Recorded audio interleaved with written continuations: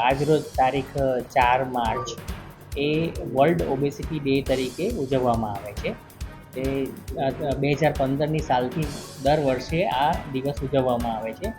આપણે રિસેન્ટલી જોયું હશે કે આપણા honourable prime minister Narendra Modi સાહેબે ફિટ ઇન્ડિયા મૂવમેન્ટ ચાલુ કરેલી છે.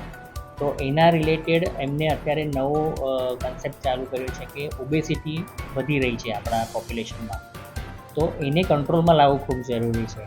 તો આપણે આ વિષયમાં ઓલમોસ્ટ છેલ્લા 12 વર્ષથી કામ કરી રહ્યા છે દેવર્સ હોસ્પિટલમાં, અને એના રિલેટેડ હવે આગળ પ્રોગ્રેસ કરવા માટે આજે અમે કેમ્પ યોજ્યો છે, જેમાં અમે લોકો દર્દીઓનું ડાયાબિટીસ ચેકઅપ કરીએ છીએ, BMI ચેકઅપ કરીએ છીએ, હાઇટ ને બોડીનો રેશિયો, અને એ પ્રમાણે એમને જે પ્રમાણે વજન વધારે હોય એ રીતની ટ્રીટમેન્ટ શું આપી શકીએ એના વિશે અમે આજે દર્દીને ટ્રીટમેન્ટ આપવા માટે બોલાવ્યા છે.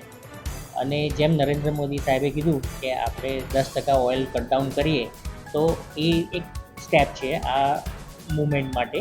પણ ઓબેસિટી કરેક્શન માટે બીજા ઘણા રસ્તાઓ છે, જેમ ડાયટ મોડિફિકેશન કરીએ, લાઇફસ્ટાઇલ મોડિફિકેશન કરીએ, દવાઓ વાપરીએ, અને સાથે જેનું વજન ઘણું વધારે હોય તો એને ઓપરેશન કરીને કરેક્શન કરીએ છીએ. તો એ દરેક ટ્રીટમેન્ટ આપણા હોસ્પિટલમાં અવેલેબલ છે, અને એના માટે અવેરનેસ કેમ્પનું આયોજન કરેલું છે.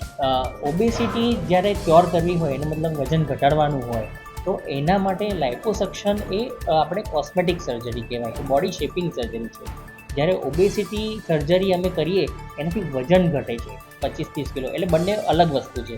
Liposuction is a body shaping surgery, જ્યારે obesity is a correction for obesity, વજન ઘટાડવા માટેની સર્જરી છે કે જેનાથી બીજા રોગો જે દર્દીને થતા હોય ઓબેસિટીના રિલેટેડ, જેમ કે ડાયાબિટીસ છે, અનકન્ટ્રોલ હાઇપરટેન્શન છે, જોઈન્ટ પેઇન છે, એ બધું કરેક્શન થઈ જાય છે.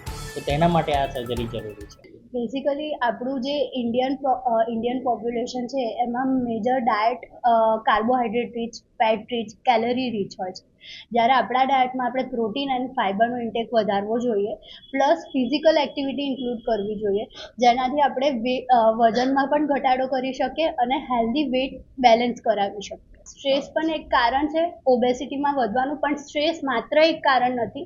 તમારી લાઇફસ્ટાઇલ છે, એટલે તમારું સેડેન્ટરી લાઇફસ્ટાઇલ હોય, અથવા તો બહુ જ ઓછી એક્ટિવિટી કરતા હોય, કોઈ ટાઈપની કસરત ના કરતા હોય, પ્લસ તમે જંક ફૂડ વધારે ખાતા હોય, રોજ સમોસા છે, ચિપ્સ છે, પેકેટ ફૂડ ખાતા હોય, આ બધા જ એક કારણો છે જે ઓબેસિટી વધારે છે. માત્ર એક કારણ કે લાઈક સ્ટ્રેસથી ઓબેસિટી નથી વધતી. સંતુલિત આહાર લેવો જોઈએ. Diet should be rich in a protein, fiber and low in a carbs and fat.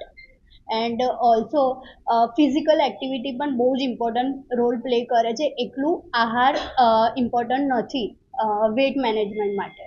હા, એકચ્યુઅલી કાર્બોહાઈડ્રેટ હાઈ લેવાનું કારણ એ છે એક્સરસાઇઝ પહેલાં કે એક્સરસાઇઝ પછી, કે તમે જ્યારે એક્સરસાઇઝ કરો છો પછી તમે વધારે પડતી ફિઝિકલ એક્ટિવિટીના લીધે તમારી એનર્જી લો ડાઉન થાય છે. સો એ ટાઈમે તમારું ગ્લુકોઝ લેવલ લો ના થઈ જાય, એટલા માટે આપણે કાર્બ્સ વધારે આપીએ છીએ ફિઝિકલ એક્ટિવિટી ના દરમિયાન. મને 30 વર્ષથી ડાયાબિટીસ હતું, 30 વર્ષ, અને એમાં મેં 22 વર્ષ તો ઇન્સ્યુલિન પર હતી. એ ઇન્સ્યુલિન મારા આ બેરેટ્રિક સર્જરી થયા પછી મારા ઇન્સ્યુલિન તદ્દન બંધ થઈ ગયા છે. અને મને જે ઘૂંટણની બીમારી હતી, ચાલી નથી શકતી હતી, કશું કરી નથી તે હવે બધું વ્યવસ્થિત છે. એના બદલે હવે દિવસમાં હું 3 વાર ઘોડાની જેમ દોડું છું. હવે વ્યવસ્થિત છે. ઇન્સ્યુલિન બધું દવા બંધ થઈ ગઈ છે. હવે મને કોઈ પ્રોબ્લેમ નથી. સર પાસે, ચિરાગ સર પાસે મારું ઓપરેશન થયું છે, અને મારે ઓપરેશન કેશલેસમાં જ થયું છે. ડાયાબિટીસ પેશન્ટ પણ હતી, અને મારું વજન 122 કિલો હતું. 122 કિલો વજન હતું, એના લીધે મારી બોડી હેવી થઈ ગઈ, મારાથી ચલાતું પણ નહોતું, અને બધો પ્રોબ્લેમ હતો. પછી અમને સરનો કોન્ટેક્ટ મળ્યો, તો અમે સરને મળ્યા, એટલે સરે મને બધું સમજાવ્યું કે તમે માસી આ ઓપરેશન લાકડી લઈ ચાલતી હતી મેં, તો એના બદલે મારી લાકડી છૂટી ગઈ, બધું જ છૂટી ગયું. હવે બધું વ્યવસ્થિત છે. આજે મારે 2 વર્ષ થશે ઓપરેશનને, एकदम कंप्लीट है, व्यवस्थित है. डायबिटीज आपको नीलत થઈ ગયું છે. हमसे जुड़े रहने के लिए हमारे YouTube चैनल को सब्सक्राइब करें और नई वीडियो की नोटिफिकेशन के लिए बेल आइकॉन को दबाएं